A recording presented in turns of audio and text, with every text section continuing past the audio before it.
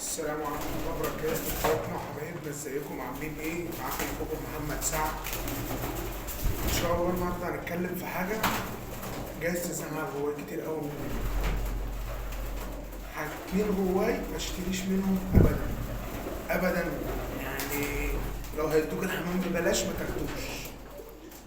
الغاوي الاولاني الكذاب اللي مبطلش كدب ده، هيقعد يحلف لك 100 يمين ان دي احسن حاجه عنده، ان دول بيفرخوا ابطال، دول جامدين، دول نضاف، دول حلوين. بلح ده ما عندوش ثقه وما عندوش دين في موضوع البيع والشراء. تمام. التاني بقى وده اصعب منه، اللي معايش حمامه على العلاج. بالظبط كده، اللي معايش حمامه على العلاج دوت. يعني انا مش بتكلم على كده ولا بجيب في سيره حد ولا حاجه، كل واحد حمام في حاجته، بس عشان انا جربت ده.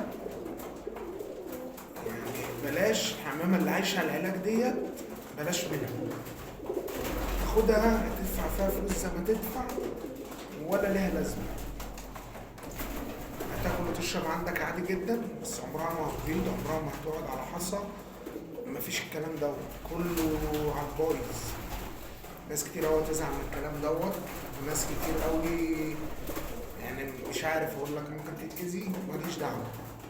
بس يا باشا ده اللي بقول لك عليه.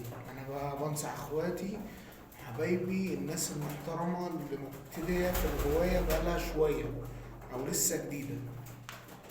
هنقول تاني، اتنين ما تشتريش منه.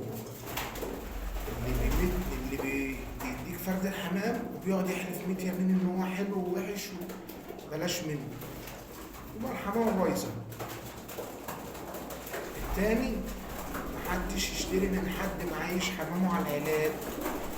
هيجي عندك ملوش اي 30 لازمه، يفضل طول السنه ياكل ويشرب ولا هتستفاد منه باي حاجه. فعلا مش هتستفاد منه باي حاجه. انا بتكلم كده عن تجربه، ان انا رحت الغاوي تقيل بدون ذكر اسماء طبعا، ورحت بكام ديت ب2 جنيه، ما فصلتش معاه ومن غير اي حاجه. خدتها، كنت واخدها في نص الموسم وفضلت معايا لغايه الموسم اللي بعده.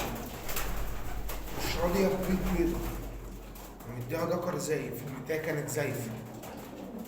وفي الاخر كلمته قلت له انا هاخد المثال وتلزمها، قال لي هاتها. واول ما خدها فوجئت لقيتها اشتغلت، يعني ما كملتش عنده شهرين ولا 3 واشتغلت. فجت صدفه كده ان احنا رحنا قعدنا عنده في مكانه، لقيته بيحط كل حاجه على كل فصل، فيتامينات وعلاج ومضادات حيوي وحاجات كتير جدا. ولما جبت السيره قدام كذا حد من الناس اللي معارف، قال لك ما حدش ياخد منه حمام تاني. ليه بقى؟ هو حمامه كله عايش على العلاج، يعني ما بيعملش حاجه غير ان هو عايش على العلاج، مضادات حيوي، فيتامينات، الحاجات دي احنا بنديها وقت اللزوم بس. حاجات كده بتبقى خفيف خفيف. فرد الحمام عاش ما بقاش عنده مناعه، يا هيموت عندك يا مش هيشتغل. مش عارف يعني اللي هو ايه، يعني مش عارف يعني عشان خاطر ما بنقطعش عيش حد والله، بس ده كده بيأذي الناس. هو بيفرخ وربنا يبارك له وربنا يزيده كل حاجه، بس هو بيأذي الناس، بلاش منه.